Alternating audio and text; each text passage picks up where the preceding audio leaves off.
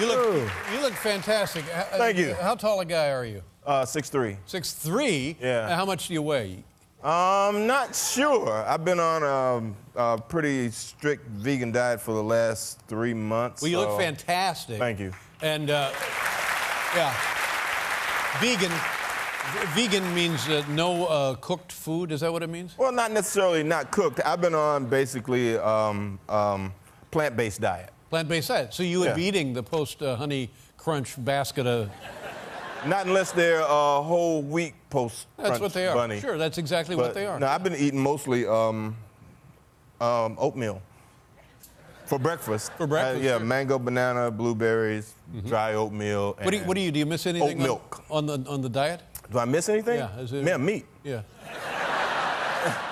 I'd like a cheeseburger. Yeah.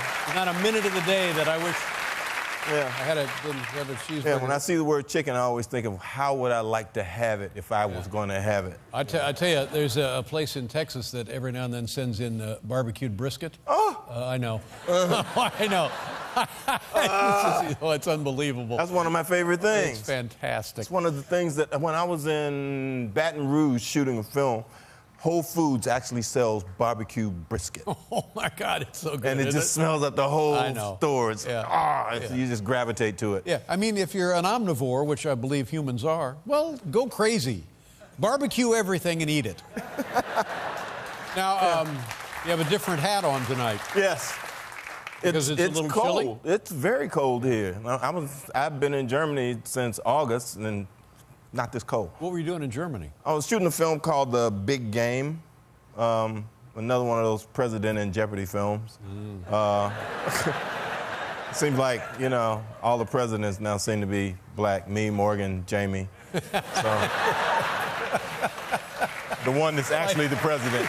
I never looked at it like that. Yeah. Did you enjoy it? And we're always in jeopardy. What's that about?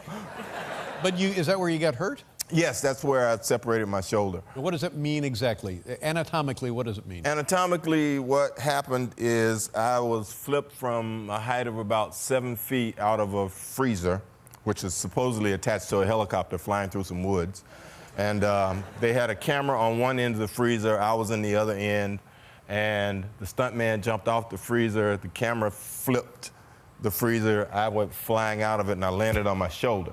And when I landed on my shoulder, the ligaments that hold your clavicle down snapped, and my clavicle jumped up. So now my shoulder looks like that. Right there. But now, what will they do to the...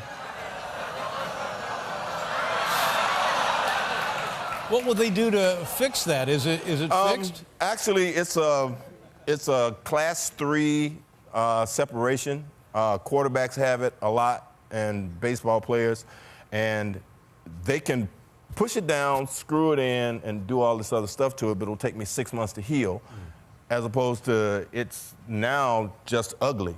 And they said the surgery is basically cosmetic, and I'll have more trouble with the shoulder if they put screws in it and everything else than leaving it this way. So do you have limited mobility with your shoulder now? No, actually, I've been going to some therapists, and these tension release therapists is really great. And I'm almost back to full motion. I think I can swing a golf club in about 10 days. So you've not been able to play golf. But what about the pain associated with this? Is it crazy pain? Well, the pain was crazy only because the shoulder never really hurt, but the trauma to the muscles that hold it in and the ligaments snapping. So when I took deep breaths, felt like somebody was stabbing me in the chest or in the back. Because all of the muscles are guarding. Locked but up. Ligaments don't heal. No, I asked about that. And I was like, well, where'd they go? And they said, well, they just snapped off and they're just hanging around in there. The man's suffering from loose ligaments. Now, I understand you brought your x-rays. Let's take a look. Yeah, you can look at it. Yeah, there it is. So usually that's all the way down and attached to that bone there. Now, but now it's just standing up. Will it reattach? No, it will not, never. So you're going to be like this? You have the thing forever. I have an ugly profile now. Oh, well. So now I have to put pads. Yeah. I'm either going to put a pad on this side to make it come up to this size to make me look equal. Say goodbye to your movie career. Well, all my love we'd like to hire him, but he's got that thing. Well, all my naked, topless nude scenes are done now. Yeah. Mr. Jackson, what is that Done thing doing hopping that. up and down in your jacket? Yeah. Well, I'm sorry to hear that. You've been in like 100 movies. We talk about this all the time. 100 movies, that's a remarkable body of work, isn't it? Yeah, it's pretty good. Yeah, and more Star Wars, or are we done with Star Wars? I don't know. I was just, after I left Germany, I actually went to London to start another film. And I'm in the film with Mark Hamill. So I asked Mark if he'd heard from J.J. Abrams. He said, no. Yeah. So... And then all of a sudden, and then all of a sudden, Ewan was there, and I spoke to him on the phone. I asked him if he was there doing Star Wars, and he goes, "No, they didn't call me." So I was thinking maybe all three of us could just get together and go over to the Star Wars set one day and just kind of stand around and see if maybe they could use some old Jedi. Why don't you guys just do your own Star Wars? Well, and then I heard on television that they were auditioning people for Star Wars, and I said, well, maybe we should just go to the audition and see if see if we can get a job. Well, and what if you didn't get the job? That would be unpleasant for everybody, wouldn't it? Yeah. Yeah, it would be. Yeah. Well, I pretty much hinted to JJ that I wanted to be in the film at George Lucas's wedding, and he was kind of like, Well, isn't that something? That was about the most I got out of him. But you're never home. You go from Germany to London to New York. I mean, do you ever get to spend any time at home? Yeah, I'll be home. I guess the month of December. That's nice. And because I'm leaving here to go to Atlanta to start another film. Now listen to what you're saying. That's just crazy. You take 1 month off and you go from film to film to film to film, and plus you got that thing in your.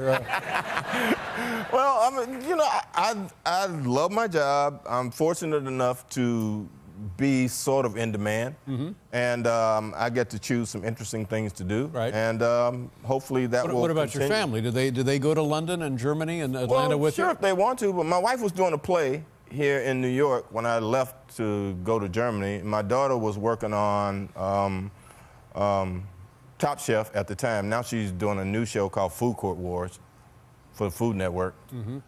So she's busy. A chef herself? Well, she's a chef, but she's also field producing all these chef shows. Oh, well, that's great. So she gets to do two of the things that she really likes to do, be around food and tell people what to do. Yeah. So. and is she a good chef? Yeah, great.